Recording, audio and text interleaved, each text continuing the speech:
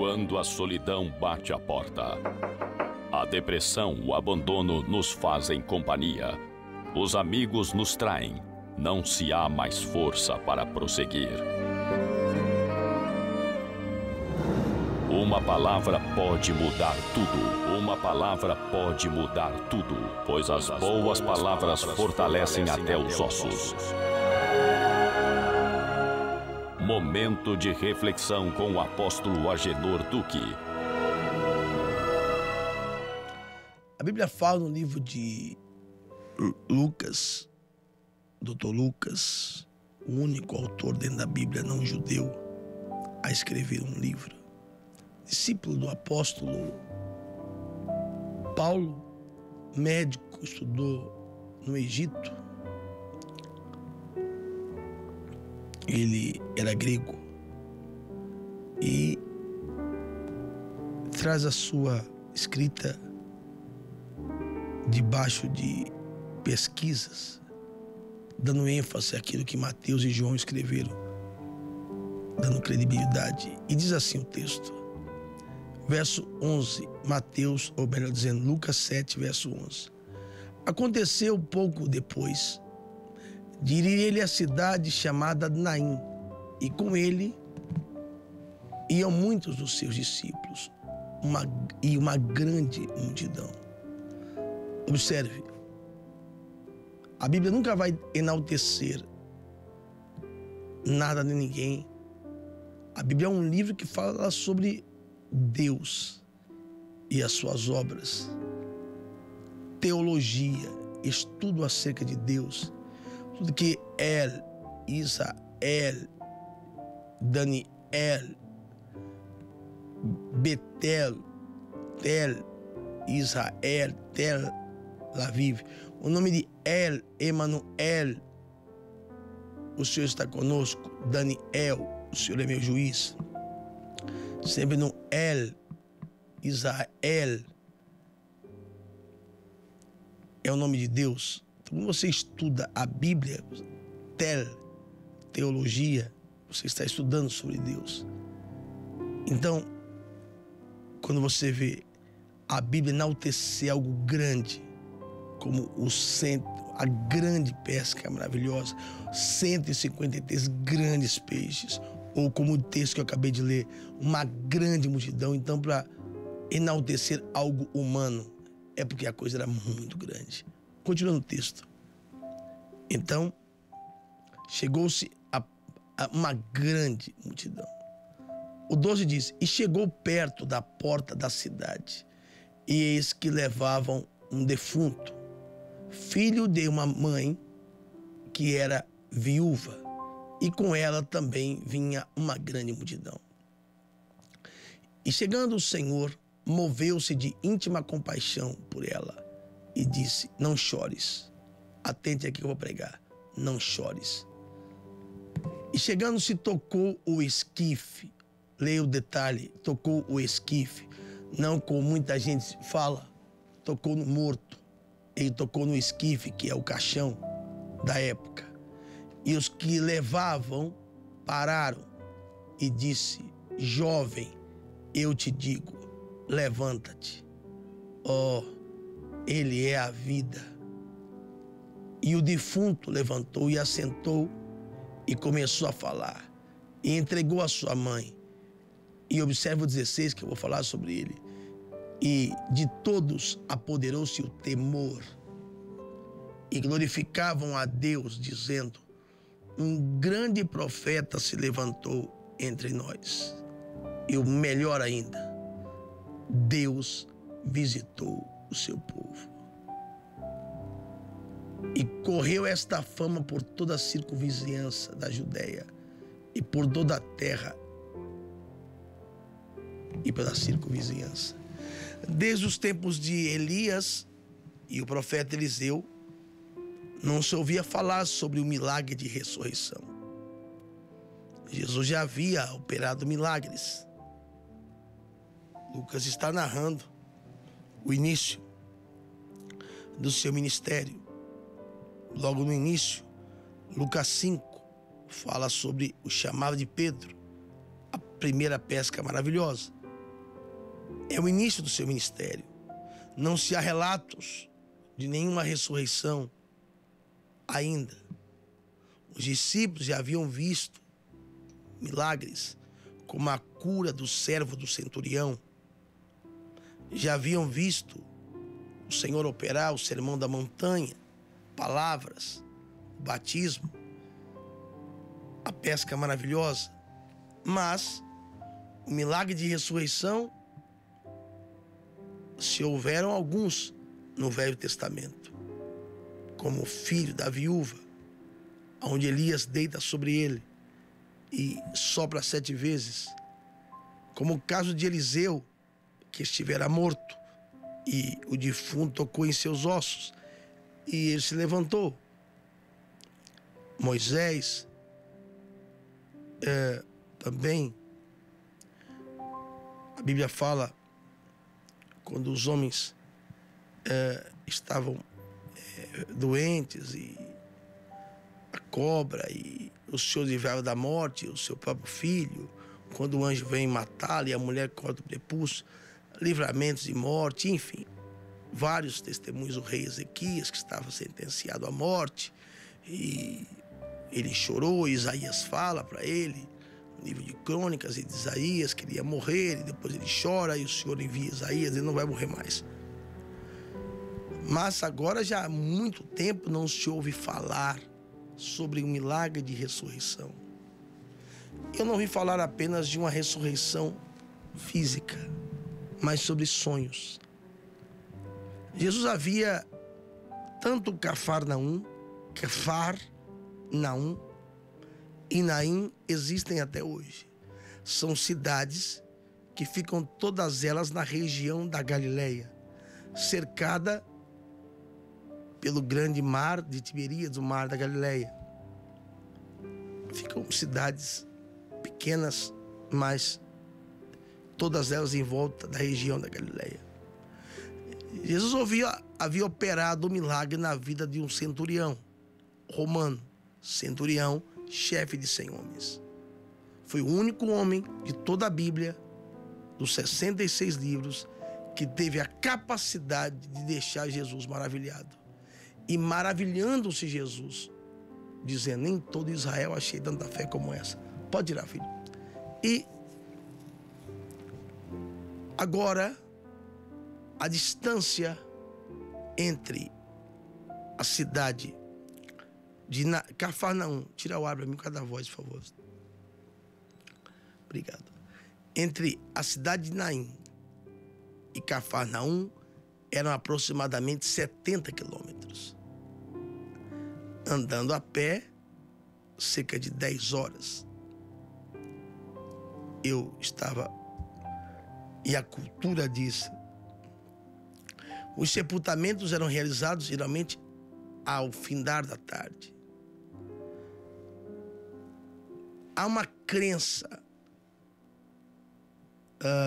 dentro da cultura, hoje não mais, como se fosse uma crença pagã, mas que uma crendice, como eu já falei a você, os meus antepassados, os meus descendentes eram judeus. E eu estudei muito sobre a cultura e eles têm algumas não é manias, alguns hábitos, como dentre eles, se você está servindo um café a um judeu, como também na cultura muçulmana não se é certo negar um presente, e alguns judeus têm o costume de, se você oferecer a ele açúcar, ou ele não negar aquilo, porque simboliza o adoçar, o alegrar a vida. E também, quando você vai a uma loja, a um exemplo, e você diz: eu quero ver essa joia, esse anel. Ele coloca em cima da mesa e ele não vai dar na sua mão, e depois ele vai tirar da sua mão, como um ato de saber que sempre vão ter mas nunca vão pedir emprestado. E que Deus tem o poder de tomar da mão do ímpio e colocar na mão deles. Havia uma cultura, isso está envolto dentro da cultura, como o Shabat, como a comida kasher, não comer a carne com leite. Havia uma cultura de que quando pagã, ok? A pessoa morria, o corpo deveria ser velado no mínimo por 3 dias. Porque o espírito da pessoa ficava pairando. Eu estou dizendo uma crença pagã, judaica, ok?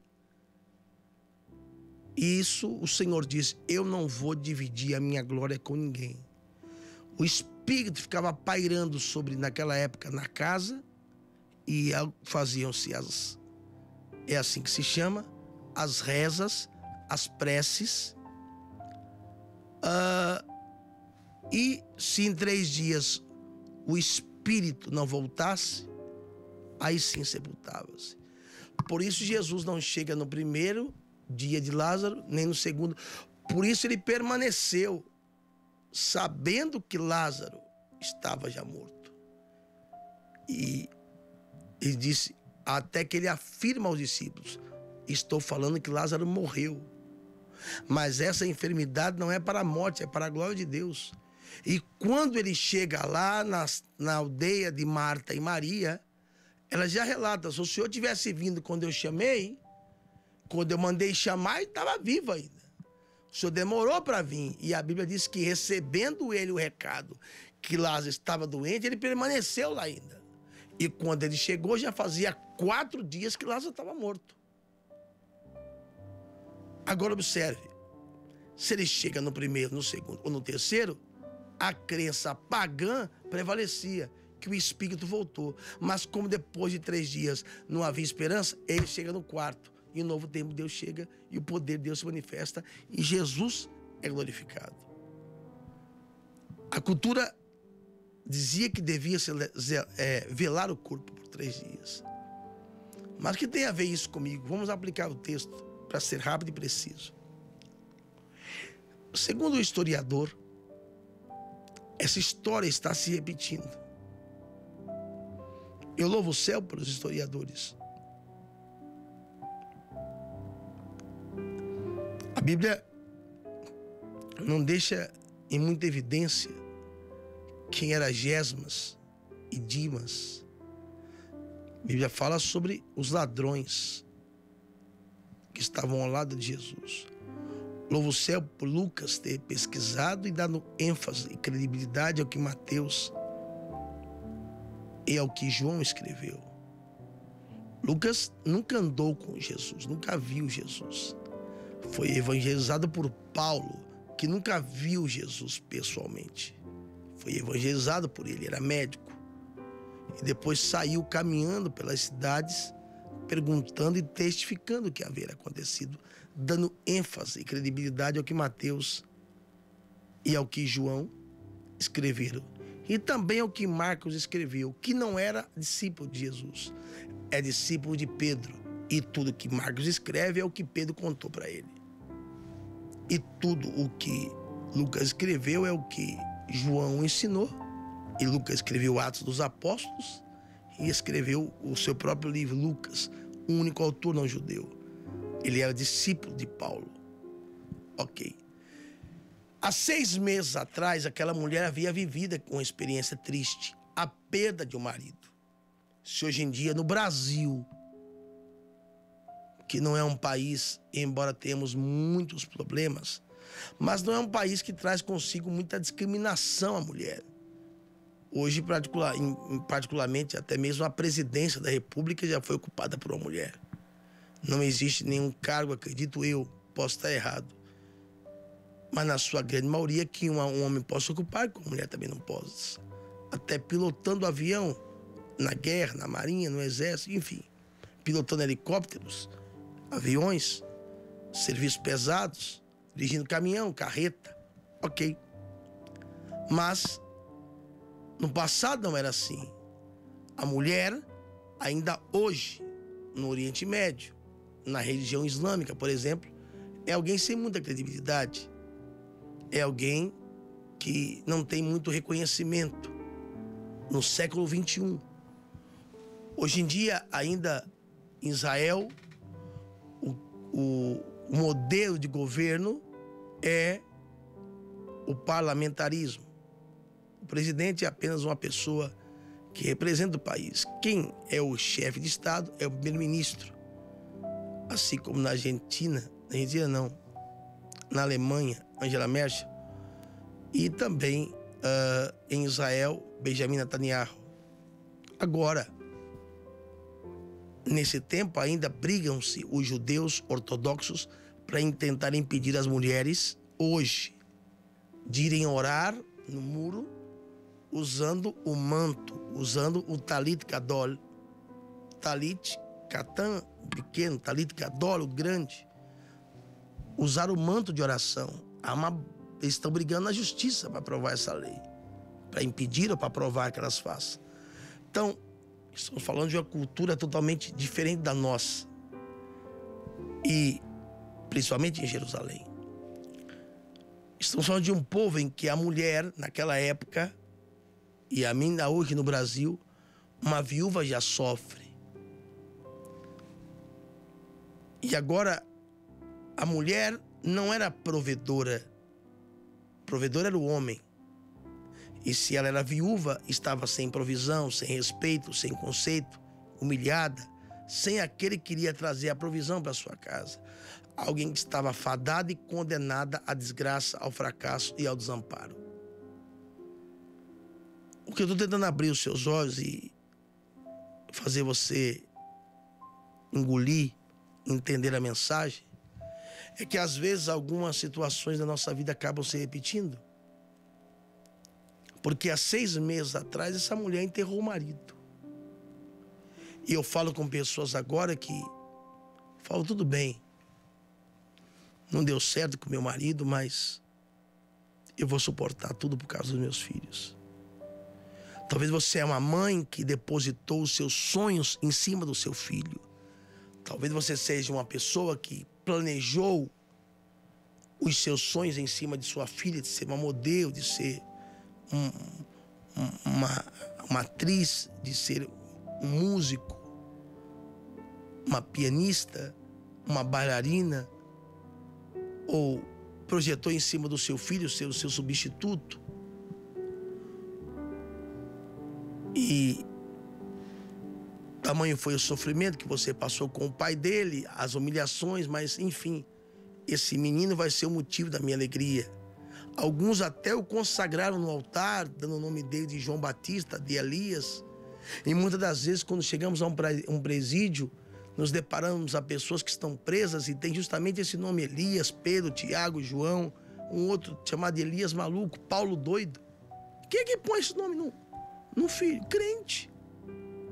Essa mulher perdeu o marido, mas ficou uma esperança: quem é o filho?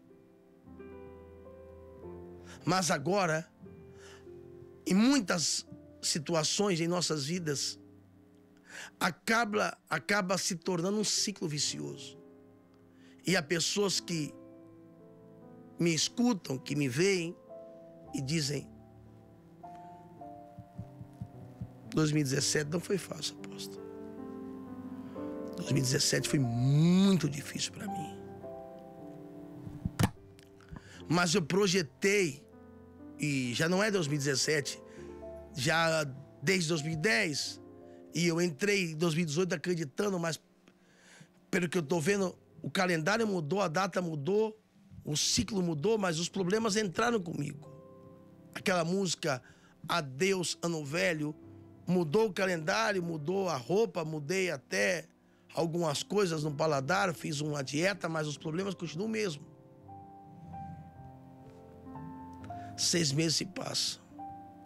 E aquela mulher agora é decepcionada com o mesmo problema. Aquela casa que há 6 meses atrás foi cenário de uma desgraça. As pessoas que ali estiveram regressam àquela casa. Não para uma festa, não para uma alegria, voltam de novo para carregar mais um sofrimento, para carregar mais uma perda.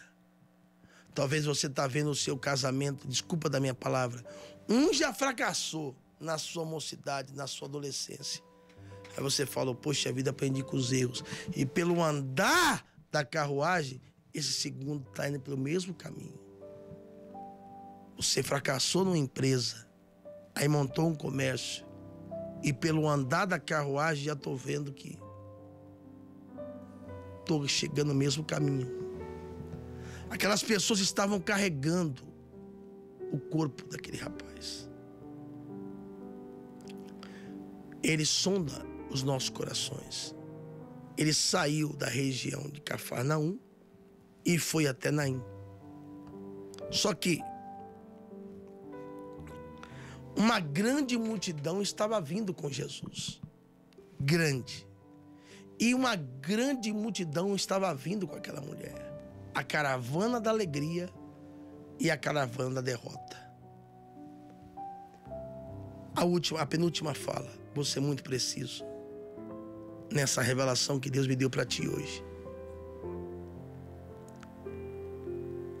Ainda hoje em Israel, o cemitério fica do lado de fora. O morto, para tu ter ideia, um rabino dentro de Israel hoje, eu não sei no Brasil, mas um rabino em Israel, se a mãe dele morrer, ele não vai no enterro da mãe. O morto, a morte, o corpo do ser humano morto, deve depressa voltar à terra, e é algo impuro, algo imundo. E se aquele jovem, e no mínimo o corpo foi velado por 3 dias, se aquele corpo, ele tem que ser enterrado fora da cidade, como ainda hoje o é, o corpo é sepultado fora da cidade, para que a cidade não fique amaldiçoada. Agora, ela espera, velando o corpo 1 dia, 2 dias, 3 dias. E pensa comigo, a penúltima fala. Quantas pessoas, o que você mais ouve no velório é, não chora. É a vida. Não chore. Não se entristeça. Levanta a cabeça. É assim mesmo. Já passei por isso. E talvez o que você mais tenha ouvido nos últimos dias são palavras de consolo, que é bom, que é legal, mas não resolve. Quando ela diz acabou. Uma multidão, a calavassubi candaraça, rapasterebecomanaraguiaçai. Assim manda dizer-te o Senhor, esses que estão desejando sepultar os teus sonhos, sepultar o teu ministério, que estão levando a promessa de Deus sobre a tua vida, que estão levando a tua última esperança para o cemitério. Deus está mandando dizer, esses coveiros vão ser envergonhados. Deus está mandando dizer, eles se dispuseram a carregar, a levar o teu sonho, mas o Senhor diz, na porta de Canastebias, Ele vai intervir, porque se ele sai com o corpo e depois traz o corpo de volta, não pode, porque a cidade ficaria amaldiçoada. Então quer dizer que o meu Deus não se atrasa nem chega adiantado. Na porta da cidade, quando está indo para fora, Jesus chega. E tu pode estar vestido de preto, de branco, tu pode estar no meio da multidão, no Uber, no táxi, no trem, no metrô. Ele conhece o sofrimento. Uma multidão estava com ela. E não havia uma placa escrita viúva. A mãe. Certamente não era ela a pessoa que estava carregando o esquife, que é uma espécie de maca, como tem uma outra palavra também, padiola, que levava no exército, levava-se os feridos de guerra. Jesus, havia uma multidão, mas ele sabe, ele sonda e esquadrinha os nossos corações. E ele foi direto para ela. Lembrando, Havia uma multidão, mas Jesus veio até ela, como está vindo agora até você por meio da palavra. Alguém disse: como assim vindo até mim por meio da palavra? Moisés disse: eu estive com o Senhor no Sinai. Israel disse: é mentira, é impossível, dá-nos uma prova. Ele mostrou as tábuas. Quando Deus fala a palavra, como o centurião disse, mande uma palavra e será o bastante. Ele veio até ela. E o interessante é que ele vai dizer exatamente: oh, meu irmão, Holy Spirit, Espírito Santo, ele vai dizer a mesma palavra que todo mundo já falou: não chore, não chore. Ei, Verônica, ô Luzia, Fabiano, não chores. Só que aí não é o Agenor falando, nem seu vizinho, nem sua mãe. É ele que está falando agora. É ele que está. Não chores. Uma coisa é a sua amiga do Facebook, é o colega, é a vizinha, é a irmã, é a cunhada. Mas quem manda te dizer nesta hora não chores é o Senhor. Oh,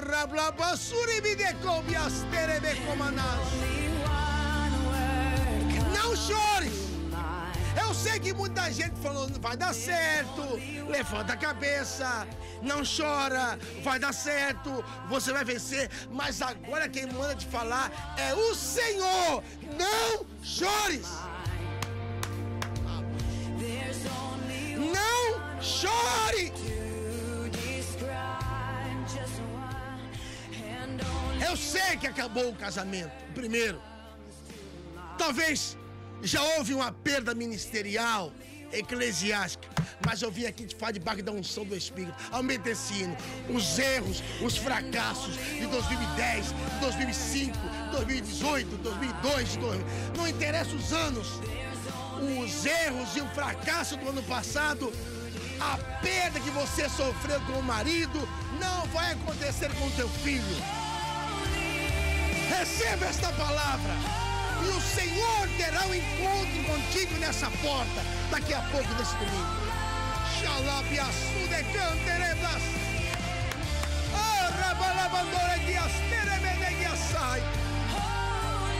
Não chores.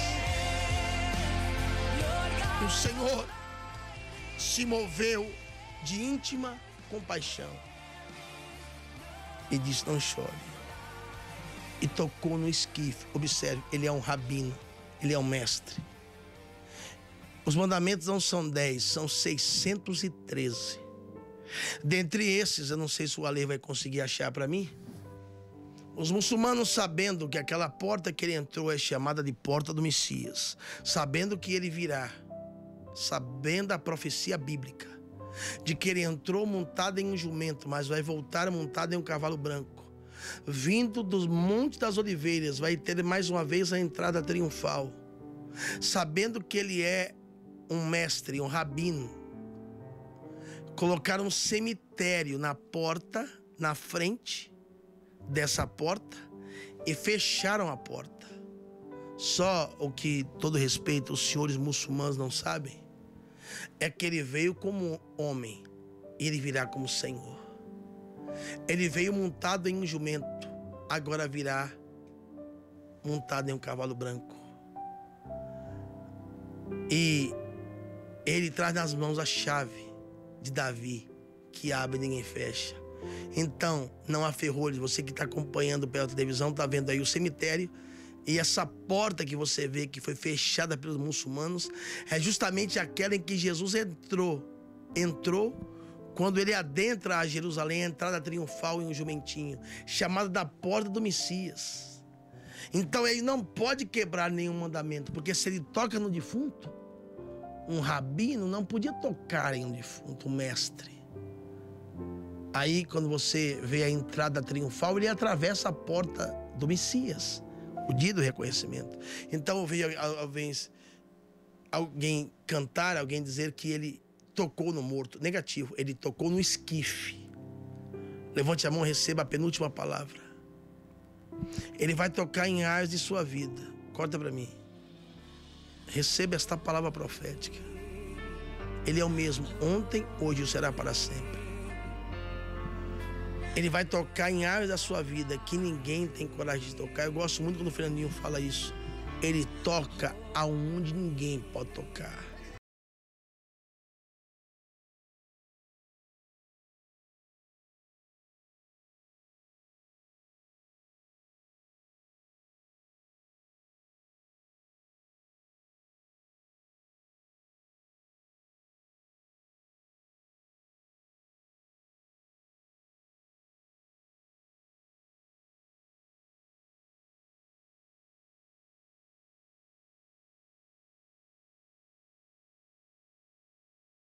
Das áreas que estão envolvidas naquele problema são resolvidas.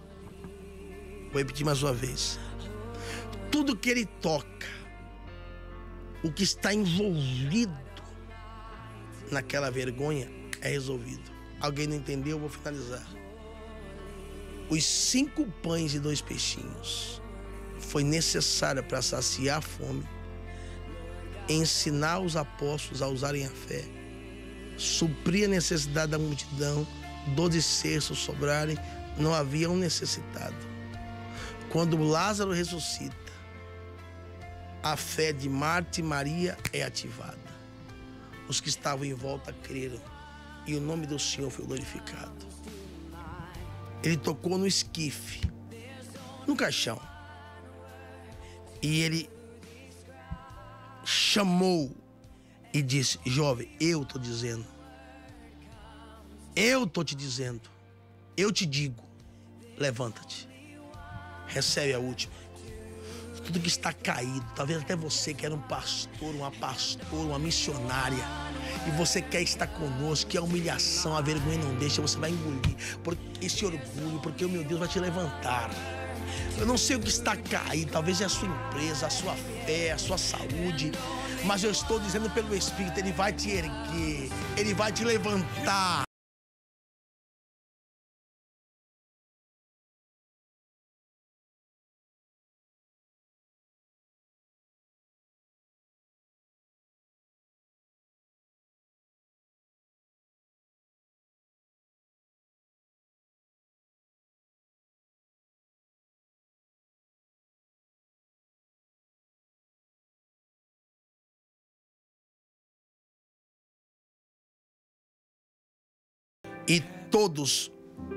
E de todos apoderou o temor, e glorificavam a Deus. Olha só, aí você vai entender o que eu falei, dizendo: um grande profeta se levantou entre nós. Aí eles dizem: porque desde a época do profeta Eliseu não havia mais milagre de ressurreição. Aí eles falam: Deus lembrou de nós. Porque eu não sei se tu sabes, entre o livro de Mateus e o livro de o livro de Mateus e o livro de Malaquias, o correto seriam 4. 1, 2, 3, 4 folhas, representando os 400 anos do silêncio de Deus. É nesse período que reina Alexandre o Grande.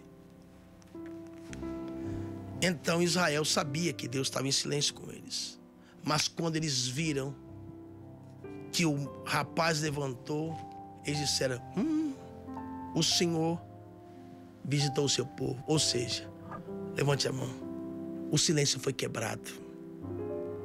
Deus voltou a olhar para nós, porque há muito tempo não se vê isso. E o melhor de tudo, para você dar glória a Deus e aleluia, eu creio, Ele vai ressuscitar os seus sonhos.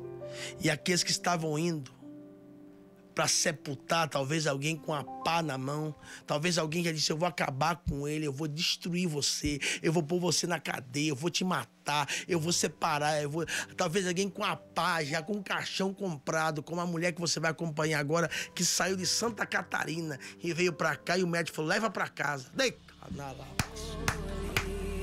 Prepara para mim aquela canção da Aline Barros que diz: ressuscita os meus sonhos, os coveiros, que estão carregando, dizendo: vamos enterrar, o cortejo vai voltar para casa, o coveiro vai voltar de mão vazia, a pá vai ser para enterrar o sonho de Satanás, porque a promessa de Deus que está morta na sua vida. Ei, eu estou dizendo para você que promessas às vezes morrem sim. Alguém diz: que loucura, quem profetizou foi o profeta Eliseu, que aquela mulher teria um filho e depois ele morreu no seu colo, mas o profeta veio de Calabiaçuda e Andarás e ele orou pelo menino. E talvez você tenha algo na sua vida que está morto, que acabou, que diz: não tem mais jeito, estamos separados. Mas eu vim te falar, Deus vai tratar contigo. E talvez você diga: não tem mais jeito, é a minha última tentativa. Então venha, e se não for pela sua fé, vai ser pela minha, mas será nesse domingo nas portas, na porta de Naim. Jesus encontrou com ela. E os que estavam indo enterrar o rapaz tiveram que guardar o esquife, guardar a pá. E o cortejo da derrota teve que se unir à multidão da vitória. E quem está te vendo, como diz Damares, na prova e não te ajuda, e fica passando a mão na sua cabeça, isso não resolve nada. Talvez você diga: ou Deus entra com provisão na minha vida, ou vou ser envergonhado. Como essa mulher. Uma coisa que eu falo e não digo mais nada: 3 tipos de pessoas seguiam a Jesus. Aqueles que só iam para falar mal. A exemplo que Jesus está no culto. E uma mulher estava encurvada há 18 anos. Era cavalo do diabo. E Jesus a curou. E ninguém nunca fez nada por ela. E Jesus disse... E eles começaram a falar mal. Porque isso, que hoje é sábado, não pode fazer nada. Jesus disse: vocês são hipócritas. Porque se o cavalo, o animal de vocês cair no buraco, vocês vão soltar. E vão arrancar do buraco a vaca, o animal, o boi, a ovelha. E por que eu não ia libertar essa filha de Abraão que estava presa por Satanás, fazendo ela de cavalo há 18 anos? Certa vez ele olhou para o rapaz que entrava pelo telhado, porque a igreja estava cheia. Então, Jesus disse: os seus pecados são perdoados. Alguém, e conhecendo-lhes o coração e os pensamentos, alguém disse: perdoar pecado é fácil, ninguém vê pecado, né? Jesus disse: para que fique provado que eu sou o Filho de Deus.